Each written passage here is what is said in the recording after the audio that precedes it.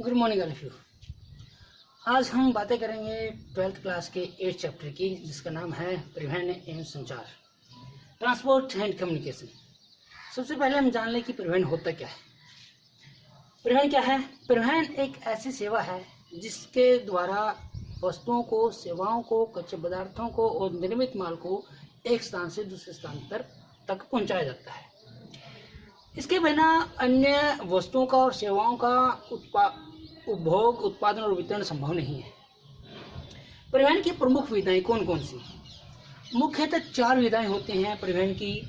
स्थल परिवहन, जिसमें सड़क और रेल मार्ग शामिल हैं। जल परिवहन, जिसमें अंतरस्थलीय, जिसमें नहरों और नदियों द्वारा परिवहन शामिल है। और खुले महासागरों का समुद्री जो जल मार्ग है वो शामिल है। तीसरी विधा है वायु परिवहन और चौथी है पाइपलाइनिंग। तो 5 नंबर का प्रश्न पूछा जाता है कि एक सुप्रबंधित परिवहन प्रणाली में विभिन्न विधाएं एक दूसरे की पूरक होती हैं। इस कथन को स्पष्ट कीजिए। ये प्रश्न पूछा जाता है 5 नंबर में। सबसे पहले इसमें आपने डेफिनेशन देनी है कि परिवहन होता क्या है। जैसे कि ऊपर दिया है, परिवहन एक ऐसी सेवा है जिसमें व्यक्तियों, कच्चे पदार्थों और निर्मित माल को एक स्थान से दूसरे स्थान तक पहुंचाया जाता है। इसके बिना वस्तुओं और सेवाओं का उत्पादन, उपभोग और वितरण संभव नहीं है। परिवहन में प्रत्येक विधा का एक अपना महत्व होता है। 4 जो विधाएं बताई हैं, इनमें प्रत्येक विधा का अपना महत्व होता है। इन सभी का उपयोग जो है अंतरा प्रादेशिक और अंतर प्रादेशिक परिवहन के लिए किया जाता है। परिवहन के प्रत्येक जो मोड है, माध्यम है, विधा है, उसका अपना अलग महत्व होता है। किसी भी विधा की सार्थकता ढोई जाने वाली वस्तुओं, सेवाओं के प्रकार, परिवहन की लागत तथा उपलब्ध विधा पर निर्भर करती है।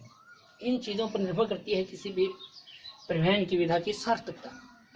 जैसे कैसे निर्भर करती है? जैसे स्थूल और भारी भरकम जो सामान है उसका परिवहन आमतौर पर जल मार्गों द्वारा सस्ता पड़ता है। दूसरा, अंतर्राष्ट्रीय स्तर पर वस्तुओं का परिवहन सामान्यतः मालवाहक जहाजों द्वारा किया जाता है।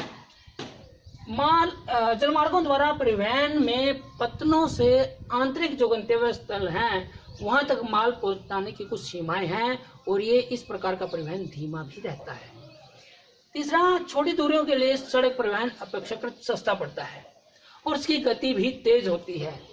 दूसरा, द्वार से द्वार तक जो सेवाएं प्रदान करने का कार्य होता है, वस्तुएं प्रदान करने का कार्य होता है, वो भी सड़क परिवहन के द्वारा संभव होता है। चौथा, लंबी दूरियों के लिए रेल परिवहन सर्वाधिक अनुकूल माना जाता है। पांचवा, उच्च मूल्यवान वाली वस्तुएं और हल्की वस्तुएं जो है या जल्दी जो खराब हो जाने वाली वस्तुएं हैं, नाशवान वस्तुएं, उनका परिवहन वायुयान द्वारा सबसे अच्छा रहता है।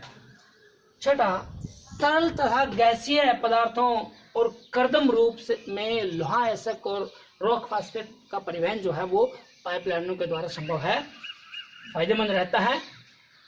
तो इस प्रकार हम कह सकते हैं कि एक सुप्रबंधित परिवहन प्रणाली में विभिन्न जो विधाएं होती हैं, चाहे वो जल परिवहन हो, स्थल परिवहन हो या क्या बोलते हैं वायु यानों द्वारा हो या पाइपलाइनों द्वारा हो, वो एक दूसरे की पूरक होती हैं। इसके द्वारा ये स्पष्ट भी हो गया है। ये 5 नंबर का प्रश्न आता है। आज के लिए हम इतना ही करेंगे, बाकी कल करेंगे। Thank you.